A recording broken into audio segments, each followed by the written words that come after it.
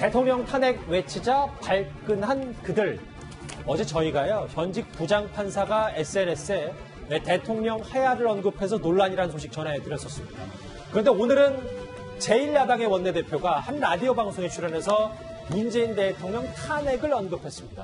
심재철 원내대표의 발언부터 먼저 들어보겠습니다. 어제 서울중앙지법에 부장판사 한 분이 대통령 하야하라 이런 얘기까지가 직접 나오고 있지 않습니까? 문 대통령 스스로가 송철호가 당선되는 게 내 소원이다라고 지금 말을 했고, 그에 따라서 청와대에서 8개 조직이 등장해서 지금 송철호 당선을 도왔습니다. 청와대가 몸통이라는 게 드러나면은 저희들은 탄핵을 추진하겠다라는 것입니다.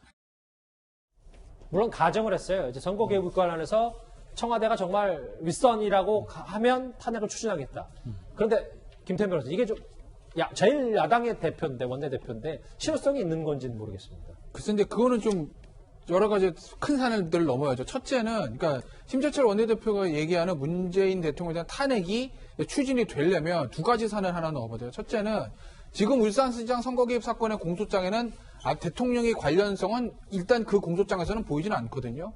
그러니까 총선 이후에 검찰 수사가 조금 더 진행이 돼서 대통령과의 관련성이 나오고 그것이 검찰의 공식적인 문서로 어느 정도 정리가 되면 그럼 대통령은 불법성이 인정되는 거예요. 그러면 탄핵을 추진해서 내용적 요건은 되는 거죠. 그럼 절차적 요건 보시면 탄핵이라는 게 대통령 탄핵이 제적 과반수 발의의 3분의 2 찬성이거든요. 예. 그러면 최소한 미래통합당 단독으로 과반은 넘어야 발의돼도 할 거 아니겠습니까? 뭐 3분의 2는 뭐 다른 당이랑 연합해서 뭐 한다 치더라도 어차피 3분의 2를 한 당이 넘는 거는 쉽지는 않으니까. 그렇기 때문에 내용적으로는 총선 이후에 검찰 수사를 통해서 대통령과 관련성이 드러나고, 절차적으로는 미래통합당은 최소한 과반수를 획득을 해야, 그래야 이게 탄핵이라는 게 실효성 있게 진행이 되는 거죠. 미래통합당 입장에서. 이해가 됐어요.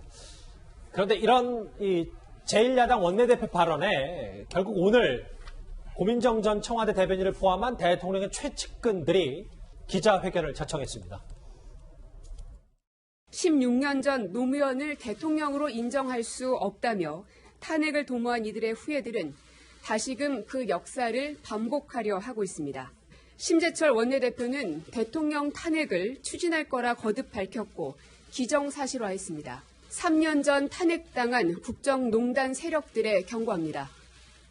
국민의 동의를 얻지 못한 반민주적 탄핵 기도가 어떤 파국을 맞이했는지 되짚어보기 바랍니다.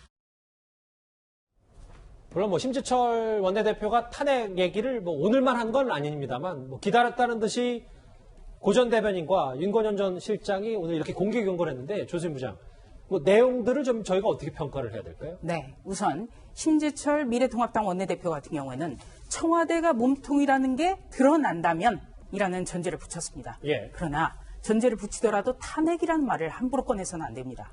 지금 선거가 한 달 이상이 남았어요.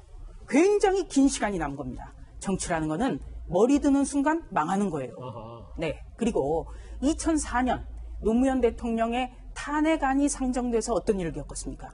열린우리당이요. 예. 단독 과반을 했습니다. 한나라당 당시 참패했습니다. 예. 그 기억도 심재철 원내대표라든지 미래통합당이 되새겨봐야 됩니다. 그런데 중요한 것은 선거라는 것은 민주주의의 꽃이라는 겁니다. 지금 울산시장 선거 개입 의혹 사건 같은 경우에는 의혹만으로도 정말 이거는 민주주의를 위협하는 겁니다. 그런데 관련된 청와대 인사라든지 관련자들 어떻습니까? 오히려 큰 소리 치고 있습니다. 물러나지 않고 있어요. 그리고 이 여당의 경선에도 적격 판정을 받았습니다. 이런 것 때문에 감정적으로 지금 탄핵까지 나오는 겁니다. 예. 중요한 것은 문재인 대통령이 사과를 해야 됩니다. 2003년에 대선 자금 수사 때 어땠습니까? 노무현 대통령이 진정성 있게 대국민 사과를 했거든요. 예. 그래서 그때 대통령 자체를 수사해야 된다. 이런 이야기가 쏙 들어갔습니다. 왜 역사나 과거에서 교훈이나 답을 찾지 못하는지 참 답답합니다. 이동현 의원님. 네. 그런데 최근에 현직 판사가 물론 글을 내리긴 했습니다만 하야 언급도 있고 제1야당 원내대표의 이 탄핵 언급, 최근에 일련의 과정들이 왜 이렇게 대통령을 저격하는 게 유독 많아졌는지 이 부분 짚어봐야 될 것 같은데요. 심재철 원내대표 그리고 이제 미래통합당 입장에서는 최근에 그 문 대통령 청와대 그다음에 여권을 공격할 만한 소지가 굉장히 많은데 사실 지금 코로나19 때문에 많이 묻힌 측면이 있습니다. 그래서 그런 부분을 조금 더 이슈하고 싶은 측면이 있는데, 그러나 기본적으로 아까 우리 조수진 부장이 잘 지적했습니다만 정치적 발언에도 TPO, 때와 장소와 그 상황을 잘 봐야 되는데 지금 상황에서 지금 무슨 탄핵을 언급하는 게 아주 적절하지는 않죠. 그리고 김동진 판사는 그 글을 어제 이제 아침에 올렸는데 전체적으로 읽어보면은 이제 자기 페이스북에 개인적으로 썼습니다만 본인이 판사로서 문재인 정권의 어떤 그 실정을 판결문 쓰듯이 이렇게 쭉 정리를 한 것 같습니다. 물론 그걸 개인의 일기에 썼으면 좋았겠지만 이걸 공개하는 게 과연 적절하냐. 검사는 수사로 얘기하고 판사는 역시 판결문으로 얘기를 해야 되겠죠. 예.